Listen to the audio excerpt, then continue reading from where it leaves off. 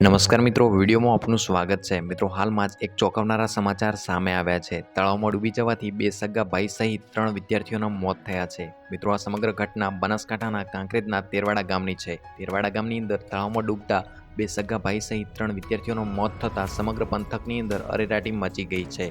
મળતી માહિતી મુજબ ફતેપુરા પ્રાથમિક શાળાએથી પરત આવતા આ ઘટના બની હતી। એવું કહેવામાં આવી રહ્યું છે કે આ ત્રણેય વિદ્યાર્થીઓ તળાવના કાંઠે પગ ધોઈ રહ્યા હતા। તે સમયે અચાનક જ પગ લપસતા પાણીમાં જઈને પડ્યા હતા અને આ ત્રણેય વિદ્યાર્થીઓ ડૂબી ગયા હતા। સ્થાનિક તરવૈયાઓએ ત્રણેય બાળકોના મૃતદેહને તળાવમાંથી બહાર કાઢ્યા હતા। મિત્રો, ઘટનાની જાણ થતાં ગામના સરપંચ, તલાટી સહિત પોલીસ ઘટના સ્થળે પહોંચી અને તપાસ હાથ ધરી હતી।